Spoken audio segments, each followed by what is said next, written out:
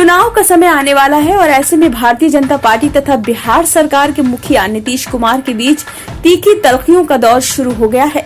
जहां एक और गृह मंत्री अमित शाह ने बिहार में योगी मॉडल जैसी सरकार लागू करने का जिक्र कर डाला, तो वहीं पर उन्होंने कई ऐसे फॉर्मूले और भी बताए जिनको सुनकर नीतीश कुमार और तेजस्वी की सांसें अटक गई हैं। तो सबसे बड़ा सवाल यही है कि क्या बिहार में योगी शासन की तरह ही कोई व्यवस्था होने जा रही है या फिर यहाँ की जनता के लिए कोई नया फॉर्मूला तय किया जाएगा।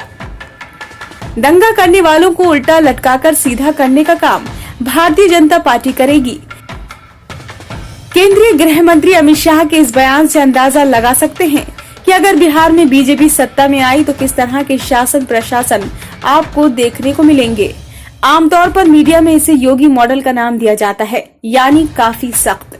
कहा जाता है कि उत्तर प्रदेश के मुख्यमंत्री योगी आदित्यनाथ बदमाशों को लेकर काफी सख्त रवैया अपनाते हैं। चाहे कोई भी हो, कानून हाथ में लेने वालों को निस्तेनाबूद करने में विश्वास रखते हैं। देश के गृह मंत्री अमित शाह ने बिहार के नवादा में एक रैली के दौरान कहा कि 2025 में भाजपा की सरकार बनाइए, दंगा करने वालों को उल्टा लटकाकर सीधा करने का काम भारतीय जनता पार्टी करेगी। हम तुष्टीकरण को नहीं मानते, हम वोट बैंक की राजनीति नहीं करते हैं, हमारे शासन में दंगे नहीं होते हैं।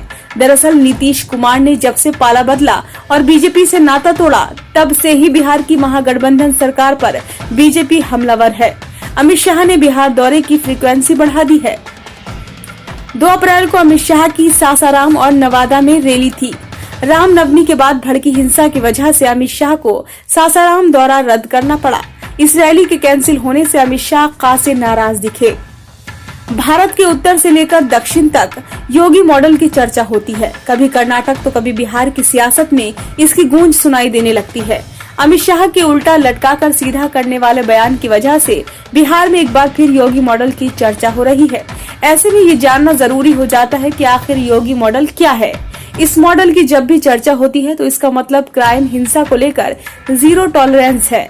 झटपट कानूनी कार्रवाई के साथ सामाजिक तौर पर एक्सपोज किया जाना, संपत्ति को जमींदोज कर देना, दरवाजे पर बुलडोजर की दस्तक, संपत्ति के साथ साथ इज्जत प्रतिष्ठा को मिट्टी में मिला देना। जिसके साथ इतना कुछ होगा वो नियम कानून तोड़ने में 100 बार सोचेगा, फिर किसी तरह के लफड़े में पड़ना नहीं चाहेगा।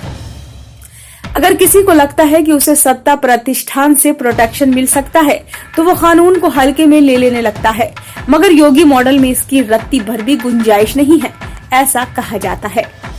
बिहार के नवादा में आयोजित रैली से अमित शाह ने आश्वासन दिया कि वो जेडीयू के साथ फिर कोई गठबंधन नहीं करेंगे। उन्होंने कहा कि अगर आप लोग सोचते हैं कि आप लोगों को दोबारा बीजेपी का साथ मिलेगा तो ये भूल जाएं। आप लोगों के लिए बीजेपी के दरवाजे हमेशा के लिए बंद हो गए हैं। मैं बिहार की जनता को भरोसा दिलाना चाहता हूं कि हम लोग अब नीतीश कुमार के साथ गठबंधन नहीं करने वाले। चूंकि बिहार में नीतीश कुमार सबसे ज्यादा वक्त तक बीजेपी के समर्थन से ही मुख्यमंत्री रहे हैं, अब नीतीश कुमार को कुर्सी से हटाने पर बीजेपी आमादा है। उसे नीतीश कुमार में अब कई खामियां दिख रही हैं। आरजेडी के शासनकाल में हमेशा से लॉ एंड ऑर्डर एक मुद्दा रहा। अब उसी आरजेडी के समर्थन से नीतीश कुमार मुख्यमंत्री का ओहदा संभाल रहे हैं। लिहाजा उन्होंने कहा कि 2025 में बीजेपी की सरकार बनी तो दंगा करने वालों को उल्टा लटकाकर सीधा कर देंगे। बिहार के 2 जिलों में रामनवमी के मौके पर हालात बिगड़े तो अमित शाह ने राज्यपाल से बात कर पैरामिलिट्री फोर्स को भी उतार दिया।